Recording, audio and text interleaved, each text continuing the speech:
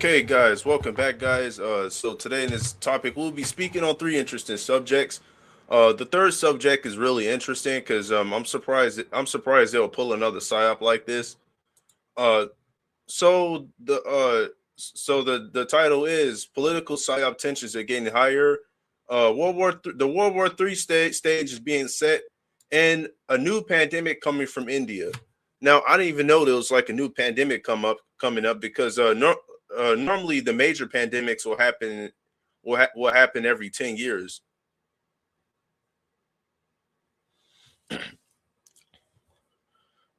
Yeah, cause like yeah, like every 10 years, like you got SARS, Ebola, uh, COVID-19 in 2020, or we call it C-19 due to censoring. I don't know. Will this be another? Will this be another pandemic? All these pandemics, you had Ebola strand, and you had all these mysterious viruses appear out of nowhere coincidentally, or will this be another like a minor pandemic, or will this be a major pandemic, but even worse? Because didn't Bill Gates say the next pandemic will be worse? The virus is called the Nipah virus from India, by the way.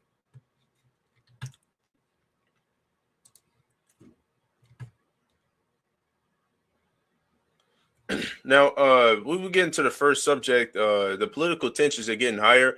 Uh, During Omar's speech in Minnesota, somebody had sprayed some strange liquids on her. I don't know what's in the liquids because they get different chemicals. Like if you get it on your body, you can pass out and die. They get anthrax and all that other shit too. You inhale anthrax, you'd also die. Uh, so yeah, so yeah, this there's yeah, there's the political tensions are getting higher, and you got the ICE shootings up there too, which I'll also cover too. This video I want you guys to watch.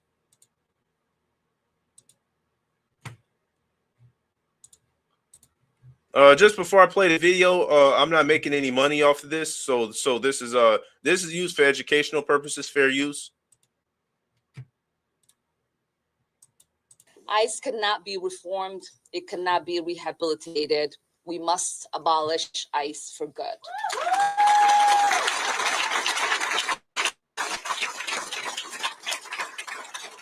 And DHS Secretary Kristi Noem must resign or face impeachment.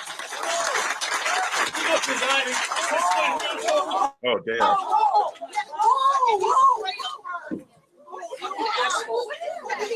I don't know. Oh my God. Oh my God, he sprayed something on her. I need a napkin to know nothing. That's a psyop. That's staged. No, we will. No. You need to go get checked. No, we will continue. These fucking assholes are not going to get away with it. You know the fucking liberal women in the background, fucking calling it. Now you can hear the liberal women in the background cussing this guy out. Look at this. This is a liberal woman too. This shit literally looks like a fucking movie theater. You had like the liberal women in the background. Then you had this guy that sprayed some shit on her. Because usually wouldn't nobody just go spray some shit on you. Usually it'd be a poison or whatever. Or it's the reason why the strange liquids. Now some people like I don't know if it's pee or what's in there.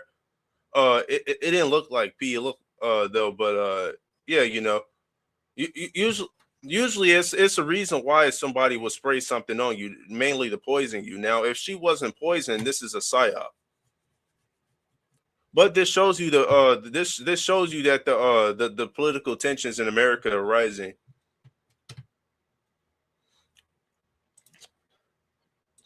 Because just a few days ago we had the shootings in Minnesota, which I'll also cover too. You check. No, you don't know what you're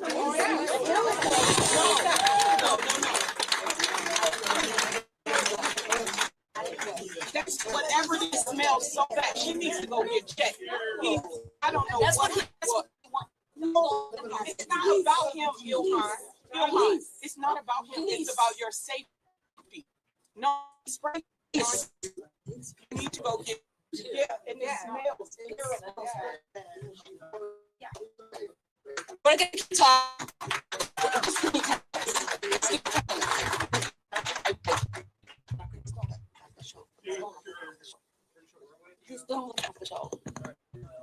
Please don't let them have the show. Here's the reality that people like this ugly man don't understand.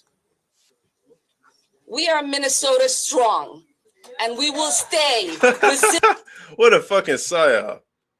If he was able to get that close to her, I'm surprised they didn't fuck. I'm surprised she didn't. I'm surprised they didn't fuck. He didn't fucking have a deadly weapon on him to attack her with it. I mean, you out of all the things you gonna spray her, I'm even surprised he didn't have a pew pew on him. I'm surprised he didn't pull out a strap or pull out the pew pew, because usually if he's gonna do an attack, if it was realistic, I think for censorship purposes only, I think she would have got what they call it in the hood, get a Ruga stick pulled on you, or get burnt by the gat. I have to use certain terms on here because due to censorship, I can't go deeply in. I can't go into deep details, but you already know what I'm saying. All the attacks you could do, you're gonna spray her with some strange liquids, and it shit looked like water too. So this is a whole psyop. This is no different from when Donald Trump got shot in the ear, and then after he got shot in the ear, he throws up the fist of rebellion. Hey, America, I'm still strong and standing. Then you had this lady over here get sprayed, and then she doesn't want to leave. No, liberals, we're not going to leave. We're going to stay strong and fuck the Republicans. Fuck ICE. This shows my strength against ICE. So this is literally the Democratic version of the president getting shot in the fucking ear for like a psyop. And it's for a psyop. You know, none of this shit, none of the political attacks you see are real. This video is not to promote any hate or harm. This is just for educational purposes and personal point of views, fair use. The face of whatever they might throw at us.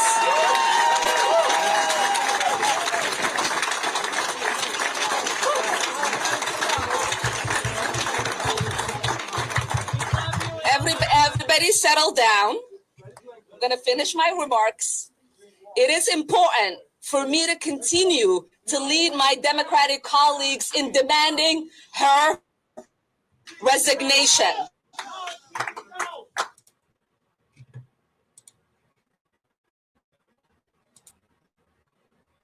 Oh shit! Let me log out of this video real quick. It looks like it's over. Now, you also got the now, other than ICE, because ICE isn't our only concern in the ICE protesters, you also have you also have the Black Panthers in Philadelphia.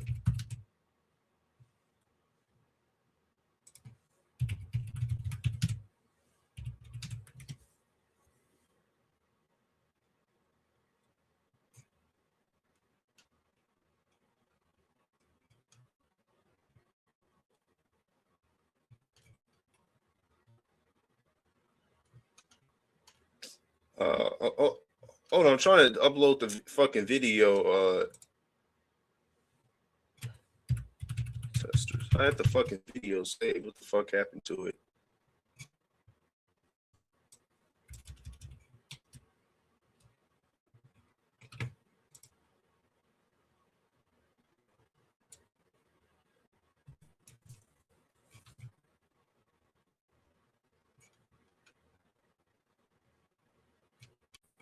What the fuck happened to the fucking video? God damn, I fucking hate this fucking computer.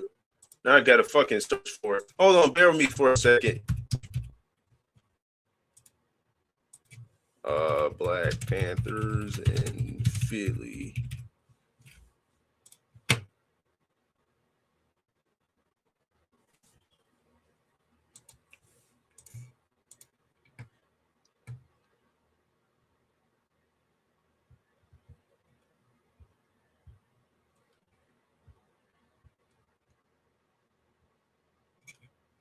Trying to find it on the news.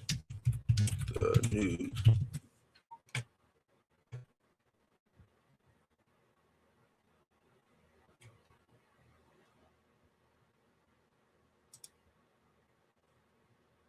Okay, I just found it.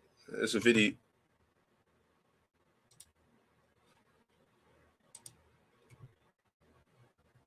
Shit. Hold on, let me log out. Okay, there we go, guys. So I just found the video.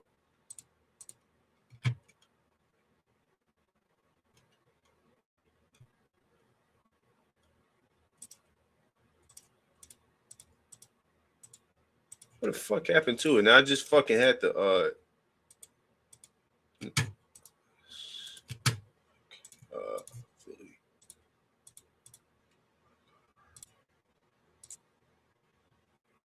okay, fuck it. I'll just go to the article. I'm not finna go to the video. It's too much work trying to pull up the fucking video. Some reason it's acting strange on my end. Oh no, not this one. Hold on.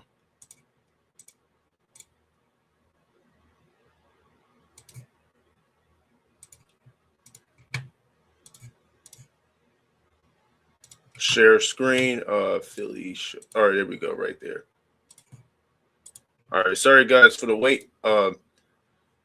Philly Black Panther Party shows armed presence following ICE killing. The members of the Black Panther Party for Self-Defense in Philly chapter appeared at an anti-ICE demonstration last week, saying they were there to protect the public following the fatal shooting of Renee Nicole Good by a federal agent in Minnesota. The group showed up at a protest outside City Hall wearing black bomber jackets with Panther logo. I wonder where they get the black bomber jackets from. Breeds carrying military-style firearms. Okay, if they was carrying military fire-style arms, okay, first of all, where the fuck did a black group get military firearms from? Now, what I'm about to say is offensive, but this is a real reality. Black people are not that smart to get fucking AR-15s and military style weapons. I mean, if this was a group of rednecks, I could see why, but even the regular civilians can't. Your regular civilians can't access military style guns. And black people are not even that, and black people, they're not black people are not that fucking malicious enough to carry military style firearms, because black people, they haven't been trained with guns. The only guns they knew was Dracos and switches and little stupid guns that rappers promote. Black people ain't gonna be smart or malicious enough to fucking arm themselves with military style weapons. So who else would be smart enough to do, or who else would be able to do it? It'll be the government, because your regular civilian in general can access guns like that. And black people are not even smart enough to own guns like that any fucking way. So this how I know it's a fucking psyop. Now let's read more into it. The Paul Birdsong, who identified himself as a chairman in Philadelphia. Won't no ICE agent ever run up on me, I guarantee you, Birdsong added. Unarmed woman was killed by ICE. If you think about coming to brutalize the people while we're standing here, F around and find out. So yeah, so now it's a rapper in Philly that wrote those lyrics talking about killing ICE agents. Now you got the people on the left. Now you got like the people, actual people attacking ICE agents, and then you got the people on the right that's willing to defend them. So all these political groups that you see on the internet, they will soon come onto the streets to fight amongst each other. A civil war is going to happen. These little political groups on the internet, don't take them for a grain of salt. You take these groups seriously, because these groups will soon, it'll start off as a social war on the internet, then it'll spill out into the streets when people had enough. So all these groups are started by the government, but they're being used to carry out the civil war. Because the Black Panther, yeah, because I find it strange that out of all the people, the Black Panthers show up to fight for immigrants. The Black Panthers. Yeah, this.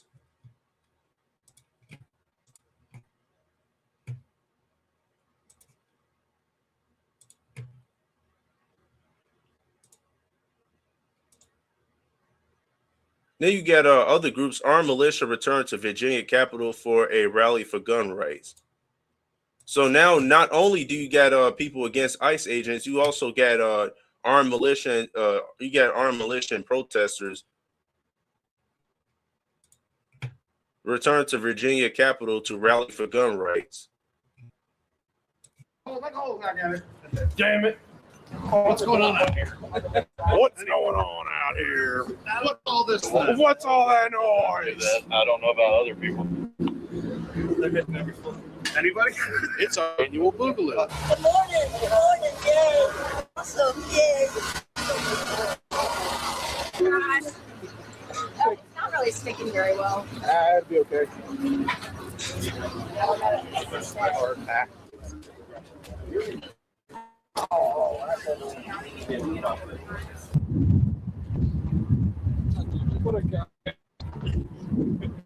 Lobbied a local gun rights group, local statewide gun rights group. Lobbies are lawmakers into not passing unconstitutional laws. That's awesome. Will it work? Probably not, because we have a Democratic controlled House, fucking governor, fucking AG. But being out here to support our rights as gun owners is important. That's why we're out here.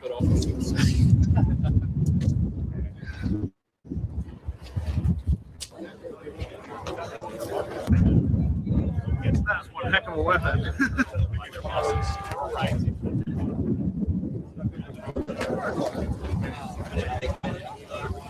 Still wish it was about 4 times this, but yeah. But still, I mean, this dwarfs 2024. I mean, this is reminiscent to like 2021 for me. Like, you know, I remember how it looked, you know, when you know, all that was going on and everyone was out here. So this is what it looks like to me. It's awesome. Glad to see we're not the lone wolves right now. what kinds of policies are you concerned about under Mrs. Spamberger? All of them. All of them. Well, at least all of the gun ones, you know. You know, specifically, like, you can't shoot unless you got 5 acres of land. The ban of ARs, you know, past a certain date. The ban of magazines after a certain date. Right. See, right. And then you know why? Like they want to say, oh, let's go ban like the liberals. Oh, let's go ban all the AR-15s and the only guns that you can have are the Glock. So yeah, the only guns that you have is a Glock. That's why Illinois. Don't get me wrong. I love the city of Chicago, and and Illinois is pretty cool. You know, I love the city of Chicago, right? Nice city. But and here in the piece of shit state of Illinois, here's why I hate Illinois. Illinois don't even allow us to own AR-15s. Now I'm pretty sure we can own shotguns because I never asked a question about shotguns or looked up the question about any other guns. But like you can't own any machine guns. So that means you can't own an AR-15 in Illinois. You can't in Illinois. You can't own an AR-15. You can't own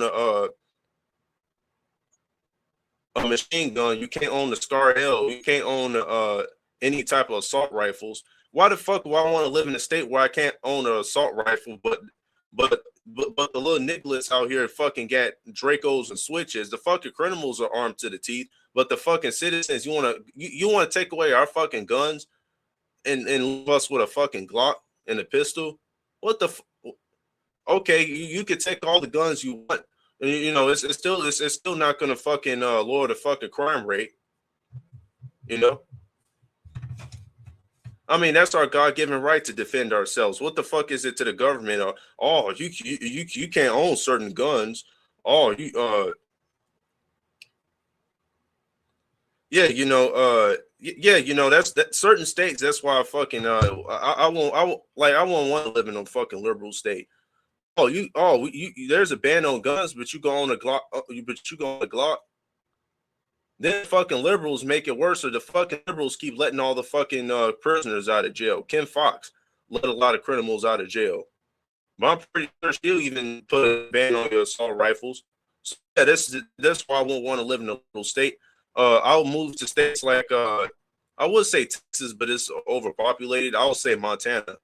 Montana will allow you to own AR-15s, AR-15s, Dracos, AK-47s, and any type of assault machine guns. There's less people out there too, and nothing but mountains. So yeah, that's why I won't live in a liberal city. Oh, I mean, live in a liberal state at all. Capacity magazine bans. I mean, this mag is no different than, hey man, it's been a long time. Yeah, and this you know, all of it is just trash to me. You know, these gun laws don't make anyone safer. Criminals aren't going to abide by it. They act like 3D printers don't exist. You know, somebody's going to print some guns and buy some stuff right now, and then everyone's got guns. They act like guns aren't also trafficked into this country from other countries. See, that's a great point I just made. Right, you could put a ban. You could take all the guns out of citizens' hands, but the criminals are still going to have 3D printers to print them out. We're still going to have knives. People could still drive their cars into other people. People could still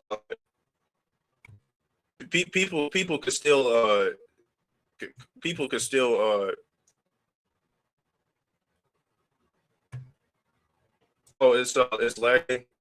Hold on, let me see. I'm live on BitChute. I'm live on BitChute too, so that's probably why I probably got to cut the BitChute stream. Hold on, let me try to fix it real quick.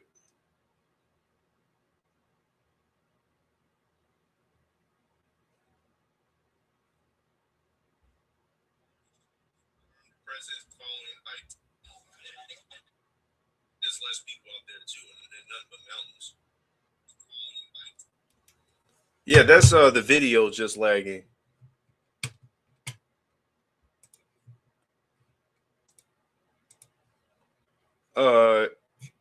Yeah, that's the video lagging. I probably got to cut it on BitChute. What can I do to make the video stop lagging?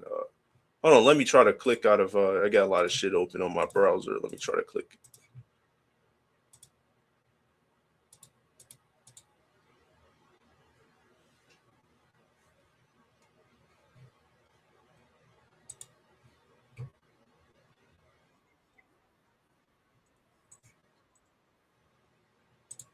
Okay, it shouldn't be laggy right now.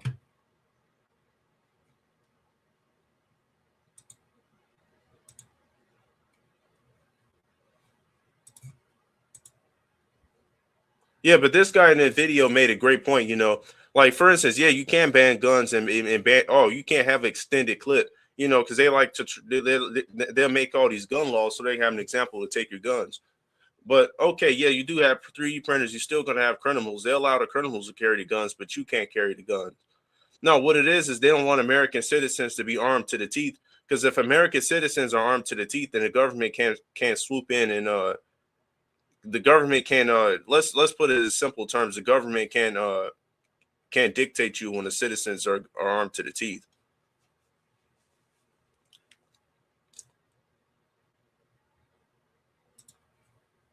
Returns to the Personal preferences, but not in the aspect of where it was going. But I mean, all the rights for all the people all the time is what we came up with. This year, things are changing, where they're really not hiding the fact that they're going to attack the Second Amendment. I don't understand how people making laws can argue that shall not be infringed does not mean absolute. You can't fuck with it. And they keep trying. There's a lot of laws that are passing that we don't agree with, some of us do. But yeah, well, just going back to our heritage, where we started, I guess you could say. When I was here 2 years ago, you guys were kind of kitted out a little bit more like camo, and I heard some people say like we're disassociating from the boogaloo. What happened? It all came back. Yeah, this things are a little bit more serious this year. Yeah, we're bringing back the 80s. No, yeah, it's it's a little bit more serious this year than previous years, and so as a symbol, of what once was back in 2020 and 2021, we decided to put these back on. Dust them off because like I said, things are a little bit more serious. you know, there's some horrible stuff coming down the pipeline. So, you know, this is kind of our, you know, unofficial battle cry. You know what I mean? I guess if you want to call it that. For the pineapple button down. Yeah, boy. So he said some. So here what he said. He said bad shit is coming for society, right? So these people are basically saying, hey, you know what? Shit is close in the fan. You want to take away our fucking guns so we can't protect ourselves when shit hit the fan? What the fuck is wrong with you, Virginia? Don't allow us to have our fucking guns because shit is hitting the fan, and all we want to do is protect ourselves and be armed to the teeth, you know. And really, I don't blame them though. But this is an example because the citizens, they want to start a civil war, so the citizens will have to be what they're trying to do is they're trying to like forcefully pin the citizens against each other so they could fight, but like everybody have to be backed in a corner in order to fight. So they're trying to push the citizens in the corner so they like try to how can I say this? They're trying to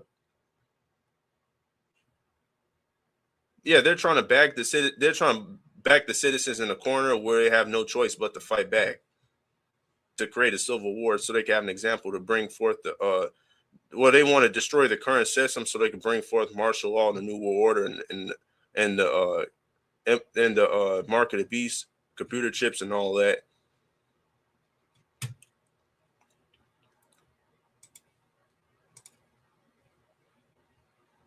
That'll be a separate video I'll react to. I'll probably save that video.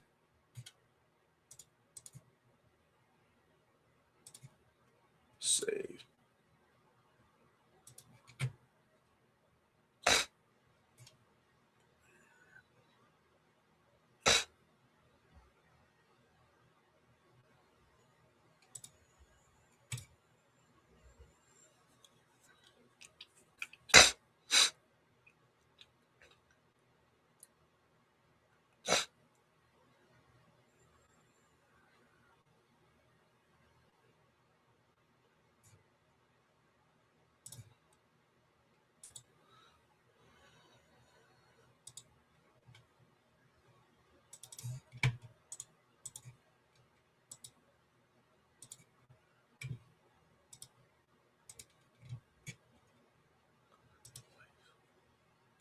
More aggressive now, you dig? Carry bigger.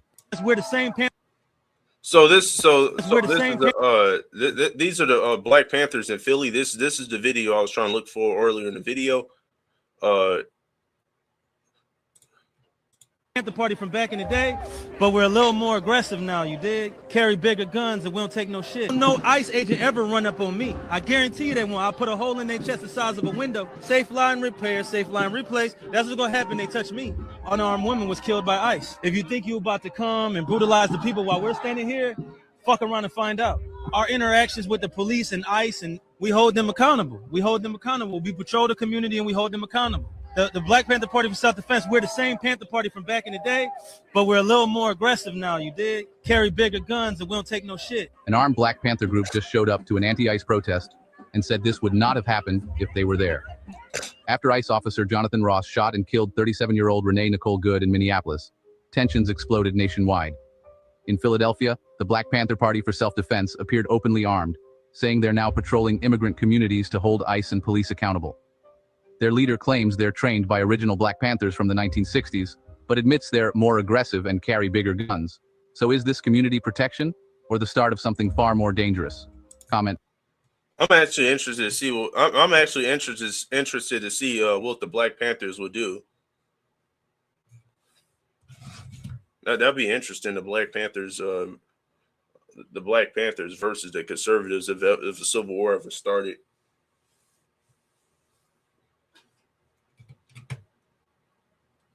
But yeah, most of these people, the people who start these, this is a whole psyop though.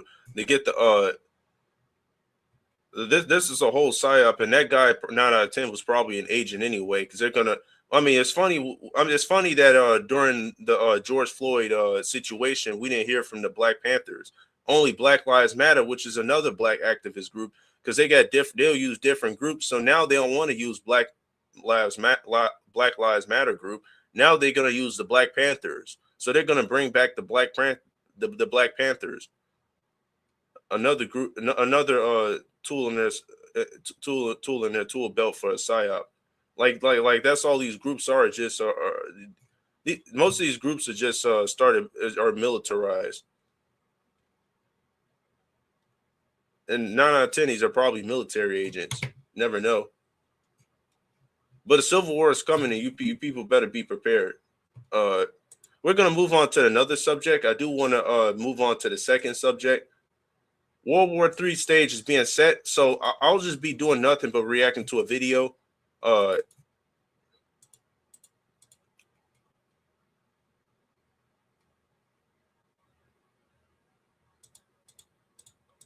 the fuck happened to the? Oh shit! Hold on. Bear with me for a second. I gotta pull it up.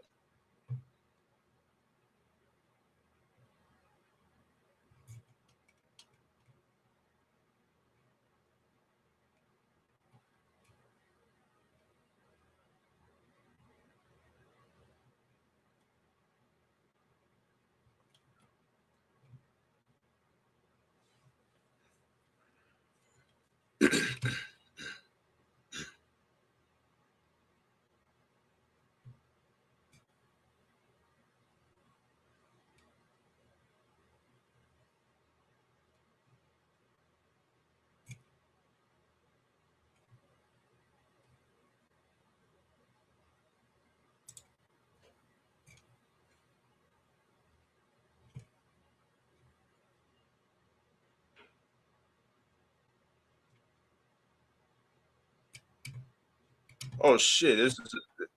So we're gonna have another pandemic then. All right. Shit. Hold on.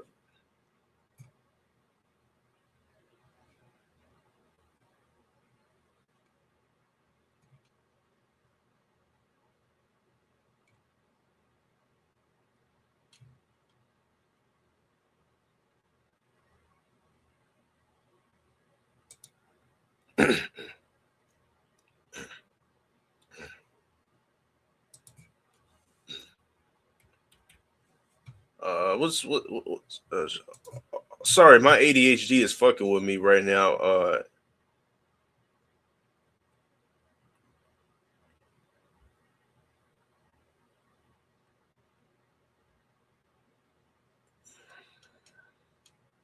Okay, it was the World War III is already here video.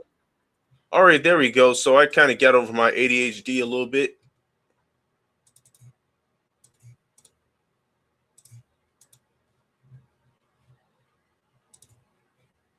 I'm gonna see if it's actually laggy. If it's laggy, I'm gonna cut it on BitChute. But the world.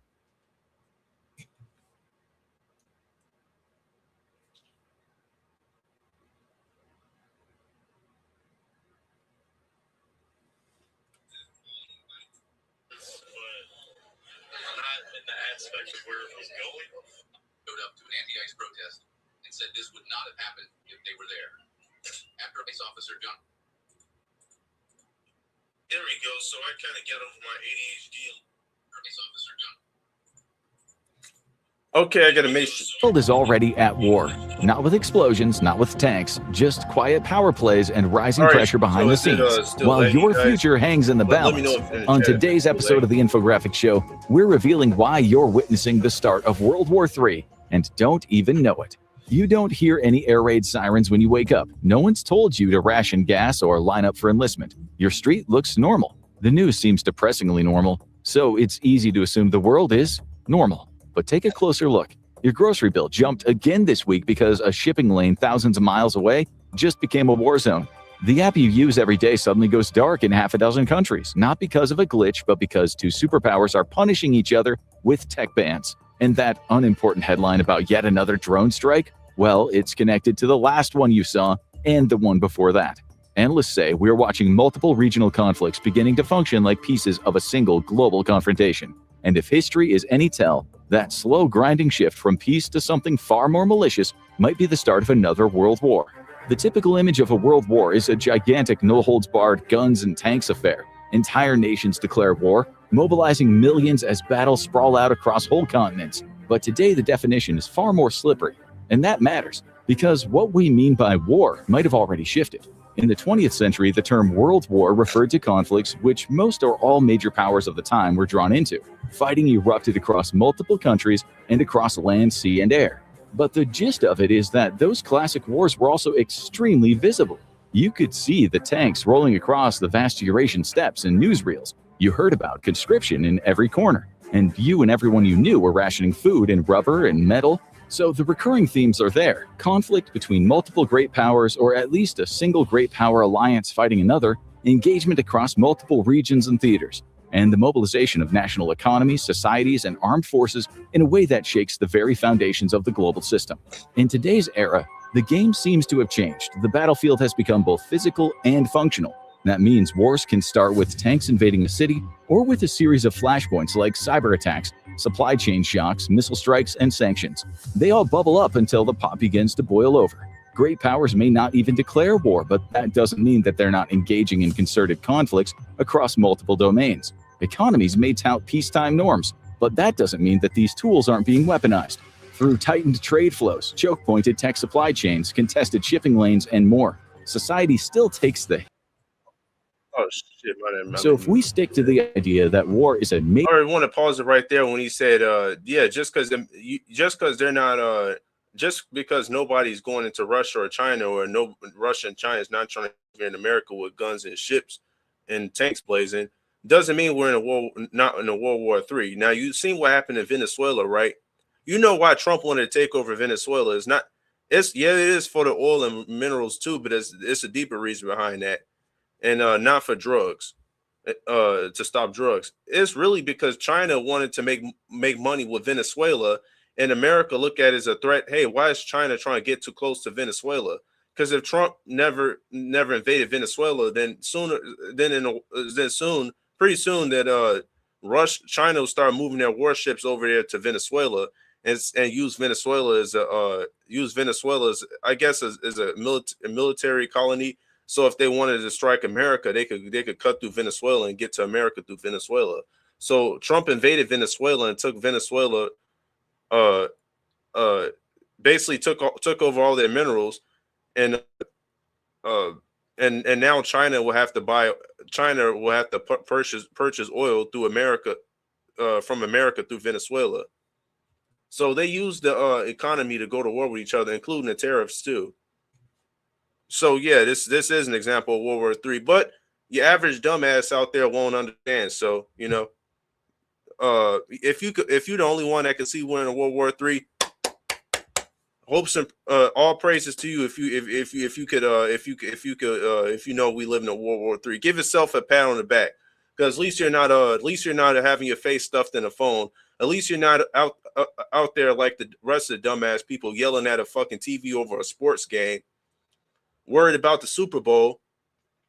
The Super Bowl stadium will be packed, even though there's drone strikes. No, better yet, if there was fucking nuclear missiles flying across this damn sky during the fucking Super Bowl game, the Super Bowl will still be packed. So yeah, it is what it is. Major clash of state interests driven by national power and extending far beyond a raid or rebellion, then the stage is already set. If you really want to understand whether the world is drifting toward a major conflict, don't start by looking at battlefields. Look at budgets, because when nations prepare for something big, the first place it shows up is in the checkbook. Global military spending hit a record $2.72 trillion in 2024, a rise of 9.4% in a single year, the steepest jump since the Cold War, and the 10th year in a row that global defense budgets have climbed. More than 100 countries increased their military budgets, and many did so while reducing social or domestic spending. That is not normal behavior for a peaceful world. Okay, so this is a great example. Remember when Trump did the government shutdown, right? The government shutdown, they keep talking about they want to shut the government down and cut the spending on hey, the people don't need all those food stamps. You people don't need that health care. So they're gonna cut off all the government benefits and go cut off health care, Section 8 and food stamps. So if Trump ever does that again, you people should be checking on what your tax money is really being spent on. If it's not going to feeding the poor, like Section 8 or WIC or any other human resource benefits, and instead, if you do your research and it's going to fucking military tanks and prepping for the military, then you people better stock up on some guns, bullets, and ammo, and food and water. That government shutdown they're gonna shut the government down again because they don't need to fight this fucking war. So little pieces and little pieces of the puzzle and little signs you people should be looking at. This is a whole puzzle here, scattered in pieces, folks. You people better fucking find the pieces and put them together and get the damn message. Smell the fucking. Biggest spenders are exactly the nations you would expect in a global power confrontation: the United States, China, Russia, Germany, and India. Together, they account for the vast majority of global military investment, and all five have increased spending to prepare for longer, more complex conflicts. Nowhere is this shift sharper than in Europe and the Middle East. Europe's military spending, including Russia, rose by 17%, pushing the continent to levels not seen since the Cold War. Last year alone, Russia's defense budget alone surged 38%, reaching 7.1% of its entire GDP, numbers associated with wartime mobilization. Ukraine, fighting for its survival, is spending a staggering 34% of its GDP on defense, one of the highest proportions in modern history. The Middle East is rapidly rearming.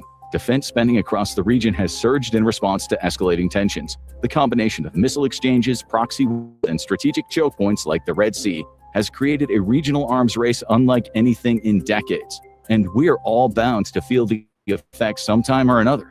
You see, when governments shift tens of billions into fighter jets, missile defense systems, and naval expansion, that money has to come from somewhere. If your government suddenly finds cash for new submarines, but it says there's no room in the budget for basic things like infrastructure, education, or healthcare, you're watching the civilian side of a slow-motion mobilization. All of this is flowing toward the same three pressure points: Europe, the Middle East, and the Pacific. These are the places where the next chapters of the conflict may already be unfolding. If there is one place where World War III would plant its flag first, it's Eastern Europe. Russia's full-scale invasion of Ukraine has dragged on for years, and instead of slowing down, it's evolved into something far more dangerous: a grinding industrial slog dominated by the specter of drones and missiles. Russia is now producing drones on a scale that analysts once thought impossible, launching thousands per campaign. Ukraine fires. In fact, that some military reports. Well, he might be right because now NATO is now Trump told NATO to strike to strike Russia to strike down Russian drones with deadly force. Well, he might be right because I possibly do think the Ukraine and Russia war might lead to well, see, this is another thing too. You also got Iran. If Trump, because the only way for World War III to start, in my personal opinion, I think if Trump goes, I think if America enters Iran, because Iran has it's Iran versus Israel. Now we all know that America is Israel's lapdog, and let's say it gets into conflict with Iran. So once America steps into Iran, then that's to fend for Israel. That's when Russia and China would get involved. So basically, now we're at war with Russia and China. That's the first way it could play out in Iran, and the second way it could play out, which I think is playing out now. So the protests, so there's a protest in Iran, like a civil war basically going on in Iran right now. So Trump might think that's Iran is at its weak point right now, so it's okay to go into Iran and attack Iran, but Russia and China would get involved too in that war because Iran is one of BRICS top allies. So Trump you see Trump seizing territory and all these other countries seizing territory too. Putin wants to seize Ukraine. China wants to seize Taiwan, and which is funny. America seized Venezuela and now wants to fucking seize Greenland. All these countries and continents want to seize each other, but it's okay when America does it. Any other country, you're a terrorist. We're seeing World War III play out on a global scale, you know. like I said, you know, your average dumbass that doesn't want to hear this. Estimate up to 75% of battlefield losses on both sides now involve unmanned systems. Basically, that means a huge chunk of modern warfare is just guys in bunkers furiously piloting flying lawnmowers at each other.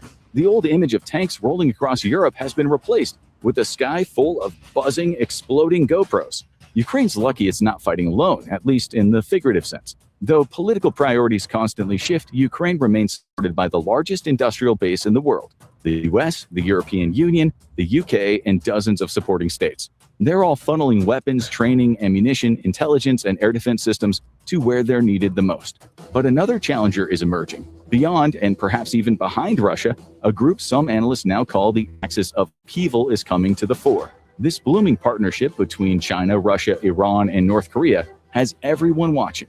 North Korea has shipped millions of artillery shells and rockets to Russia, so many that intelligence officials estimate Pyongyang had for some time been supplying 35 to 50% of Russia's artillery needs. North Korea is also believed to have transferred ballistic missiles and tens of thousands of soldiers to frontline support and logistics roles. Iran pays Russia with intel, drones, and other killing technologies. Russia pays back the favor with its own missile systems, jets, and advanced weapon tech. China hasn't sent weapons directly, but it is quietly providing critical stuff that keeps Russia's war machine alive. Things like machine tools, electronics, dual-use materials, and drones by the tens of thousands. This coalition, called CRINC for short, is not a formal alliance, but it is behaving like one, and alliances that act like alliances tend to create, well, opposing alliances. Here's where things feel even more like a proto-world war. Russia has a hybrid war on NATO countries without firing a single bullet at them. Take the Baltic Sea region. GPS systems on commercial liners have been jammed or spoofed dozens of times in the last year, forcing pilots to divert or rely on backup navigation. Flights suddenly lose their GPS over Estonia, Latvia, Finland, or Poland, all areas where Russia's electronic warfare units operate just across the border. European leaders have publicly accused Russia of interfering with aviation safety, and intelligence agencies that the jamming is deliberate and strategically timed. European officials also repeatedly accused Russia of tampering with undersea cables, the fiber optic arteries that carry over 95% of the world's internet traffic and international communications. Several of those cables in the Baltic and North Seas have been mysteriously cut or damaged since 2022. Everyone is pointing the finger at Moscow. Everyone is furious, but Europe hasn't exactly been able to catch a submarine red-handed. Without a smoking gun, Europe can't formally blame Russia, so instead Western militaries quietly increase undersea patrols. NATO moves anti-submarine assets into the region, and the guise of normalcy continues. Meanwhile, Russian cyber attacks target everything from power grids to government networks to voting systems of NATO states. Again, nobody is officially at war, but everyone is sure acting like they're preparing for one. It feels eerily like the Balkan crisis of 1914, only it's not, it's bigger. If Ukraine is the land war shaping Europe's future, the Middle East is the region where every fuse seems to be lit at the same time. The Middle East has always been a powder keg, but in 2024-25, it started looking less like a keg and more like an entire aisle of fireworks with sparks flying in all directions. For decades, Iran and Israel fought in the shadows, waged hybrid warfare. Cyber attacks here, sabotage there, proxy battles across the region. Then 2024 blew that rule book to pieces. In April, Iran launched around 170 drones and missiles directly at Israel from Iranian soil. It was the first openly acknowledged attack of its kind, and it forced the US, Jordan, Saudi Arabia, and several European militaries to help intercept the barrage. Then in 2025, after a series of Israeli strikes on Iranian nuclear and missile sites, Iran fired over 100 drones and additional missiles back across the region. It was called a pseudo-declaration of war. In September 2024, Israel carried out an operation that planted explosive pagers distributed to Hezbollah operatives. On 2 consecutive days in Lebanon and parts of Syria, thousands of those devices detonated simultaneously. The incident wounded thousands and killed dozens. The attacker was never officially named, but retired Israeli intelligence agents and major media reported that it was an operation by Mossad and the Israeli military. Europe, the US, and others watched and mulled over how the threshold of modern war came to include booby-trapped pagers, something nobody had on their bingo card. While rockets flew overhead, another battle is fought in total silence. Iranian-backed hackers hit Israeli water systems, hospitals, banks, and anything else that keeps the country running. Oh, yeah, like No, like the Iranians were really fucking Israel up. Israel got fucked up by the Iranians. So not only did they water supplies, like them Iranians was dumping nukes left and right on Israel. Like it was missiles being dumped on Israel left and right. Because it said like it's in their fucking blood to be archers. Because like you seen that scene from the movie 300 where like all those fucking Persians had like shot the arrows and the arrows made the sky dark. Like those Persians don't mess around. Those are fucking the Persians are bred to be warriors. They're good archers. Yeah, they definitely fucked Israel up. That could Israel up. Israel fires back with attacks of its own, aiming to blind radars and shut down networks. These cyber attacks rarely stay contained. When ports, telecom hubs, and energy grids get hit, the shockwaves can spread on a continental scale. A power glitch in Haifa, for instance, can slow shipping in Rotterdam. Hacked servers in Tehran can delay deliveries in Chicago. You don't need to be in the Middle East, in other words, to feel the effects of this hybrid conflict. If Ukraine is the European chapter of a wider conflict, the Middle East is the chapter where every nation suddenly has something to lose. In the Pacific, we have another global hotspot that may spawn a full-blown war without ever firing a shot. Over the past few years, Taiwan has become ground zero for the modern version of creeping war. What we're seeing is not full-scale invasion yet, but a relentless campaign of pressure and action aimed at setting the conditions for future conflict. This is evident in several ways. China regularly deploys waves of aircraft into Taiwan's Air Defense Identification Zone, or ADIZ, sometimes sending dozens of jets at once to rattle the nerves and exhaust air defenses. In the sea, the so-called gray zone tactics take the form of fishing boats, Coast Guard vessels, and naval assets swarming disputed shoals and corridors. One recent report estimates that out of nearly 12,000 vessels in contested waters around Taiwan, 128 to 209 boats exhibited consistent with gray zone operations. If that wasn't enough, the Pacific Front includes stealth operations you barely notice. Consider from time to time when your Netflix stream stutters and your online meeting freezes that somewhere potentially a submarine cable tapped or ransacked. Across the Pacific Rim, security alliances are re-rigging faster than we realize. On one side, U.S. Indo-Pacific Command and its partners are moving anti-ship missiles and troops into the Philippine northern islands. This is creating a wall of firepower meant to block the Chinese Navy from the Western Pacific. It's the region's choke point strategy made real. Meanwhile, China is boosting its Navy, missiles, and so-called gray zone assets, readying not only to possibly invade Taiwan, but for war across the wider region. For all of us, this should signal that this remote island dispute is not remote anymore. We can't stop buying devices made with chips from this region. Our cloud storage depends on cables and satellites routed through those same waters, which bears reasoning that in our everyday life, we might soon see the cost of our laptops skyrocket in price because shipments have to reroute around contested waters. You might see corporate emails saying that they're pausing service in the Indo-Pacific owing to ongoing geopolitical disruptions. Meanwhile, Chinese fighter jets continue to slice through Taiwanese airspace. Thanks to Russia, when a military today gears up for an overt invasion, the world braces. But when it engages slowly, changing supply routes, launching gray zone sweeps, and disrupting electronics and logistics, the war already be underway. If Taiwan were hit hard, the consequences ripple to Japan, Australia, and other U.S. alliances. If these cables are severed and chip factories go offline, you don't need frontline boots to feel the shock. The Pacific is easily the quietest, most dangerous stage of the war we might already be living. The absence of dramatic headlines doesn't mean the absence of war. Want to know where else conflict is heating up? Look up. For decades, satellites were the quiet workhorses of modern life. But between 2023 and 2025, the veil dropped. The U.S. Space Force disclosed that several American satellites had experienced what officials called dazzling attempts, where ground-based lasers aim to blind or overheat optical sensors. China tested a co-orbital inspector vehicle capable of idling up beside foreign satellites, behavior not all that dissimilar from a burglar testing the windows. Russia, meanwhile, expanded electronic jamming experiments designed to interfere with satellite navigation across entire regions. None of this makes front-page news, and none of it looks dramatic on the ground. But a handful of successful hits could knock out GPS across continents. It could seriously confuse air traffic control or even paralyze shipping lanes. Space is now the high ground of any military conflict, and it's becoming more and more contested by the week. So how do you know if you're living through the early chapters of World War III? It's not like you'll get an alert saying, "Breaking, World War III has entered the chat." Instead, you have to recognize the symptoms. Think of it again in logical terms. Multiple major powers are actively fighting proxy wars across continents. 100 countries just raised military spending simultaneously, something that hasn't happened since the Cold War. Alliance systems are hardening into opposing blocs like it's 1914 all over again. Critical infrastructure's under constant cyber attack. Global supply chains are reorienting themselves into us versus them terms. Nuclear powers are directly striking each other's asset.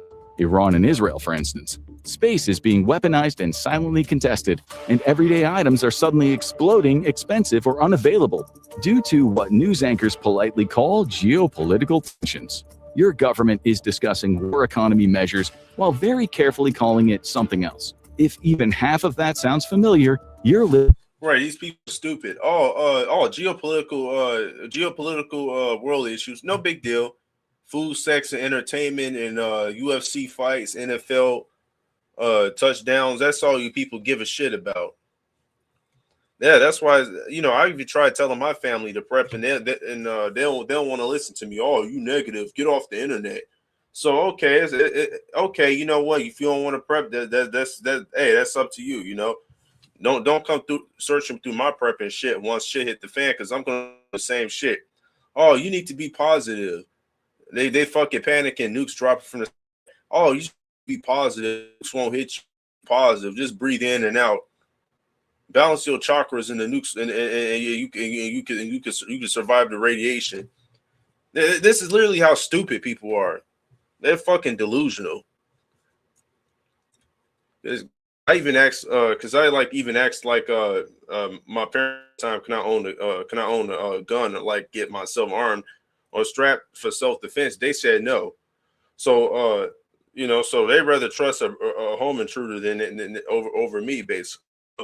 So yeah, I'm that I don't even ask them that question. That was stupid for them to say that any fucking ways.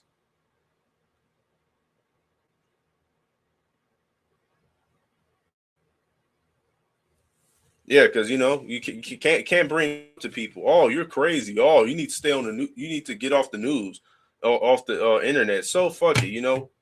People are gonna be stupid anyways. It's not worth the warning to people. People are like fucking herd of sheep. They're NPCs. This is one more topic I want to touch down on. We may have another pandemic. Another pandemic probably have started. It's called the Nipah virus. Now we finally got to the interesting subject. Deadly Nipah virus in West Bengal is raising alarm across Asia, with countries stepping up health screening measures. At least 2 cases have been reported, all linked to a private hospital. Among the infected are healthcare workers. According to health officials, more than 100 contacts have been quarantined as authorities race to contain the spread. Let's break this down further. The Nipah virus was first identified during an outbreak in Malaysia in 1998. It's a highly fatal zoonotic disease transmitted from animals like fruit bats and pigs to humans. And in some cases, it is from person to pigs. That's why you people shouldn't be eating pork. Person. Has a mortality rate ranging from 40% to 75%, with no approved vaccine or treatment. The World Health Organization has described Nipah in its top 10 priority diseases, along with pathogens like COVID-19 and Zika. This is mainly because of its potential to trigger an epidemic. And the incubation period ranges from 4 to 14 days. People who contract the virus show a wide range of symptoms or sometimes none at all. Initial symptoms may include fever, headaches, muscle pain, vomiting, and sore throat. In some people, these may be followed by drowsiness, altered consciousness, pneumonia, and brain inflammation. Oh, damn. Well, in response, countries in Thailand, Nepal, and Taiwan have introduced or proposed stricter screening and surveillance measures. No cases have been reported outside India. Authorities say vigilance, early detection, and public awareness remain key as the situation continues to develop. There is public concern in China ahead of the Lunar New Year holiday when millions will be traveling. The Chinese health experts are saying it is difficult to transmit and less likely to cause an outbreak in China.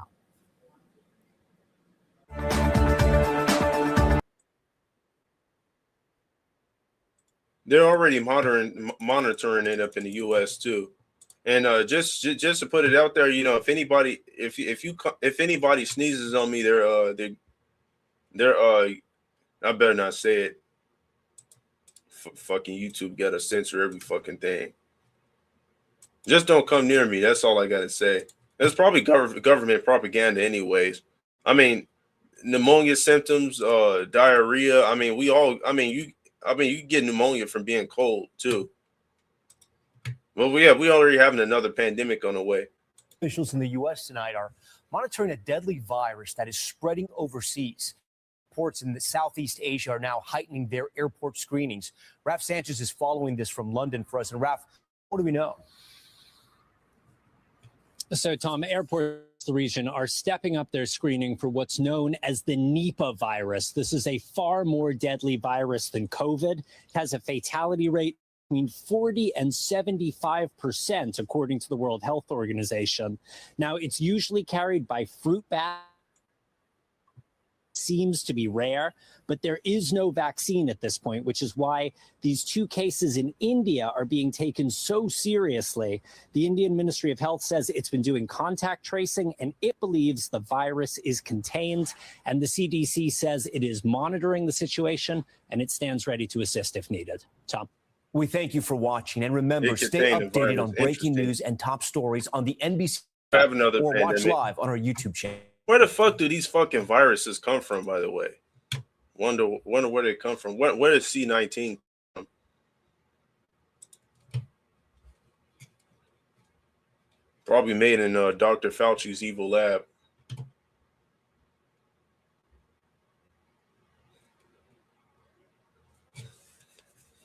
That's it for the stream, you know. So that's it for the stream. You know, anybody out there, leave a like and subscribe and comment if you want to. I'm not asking anybody to do any extra shit, but just leave a fucking like. That's all you could do for the videos. Leave a like. That's all I'm asking. I'm gonna choose a good outro for the video. I get multiple videos.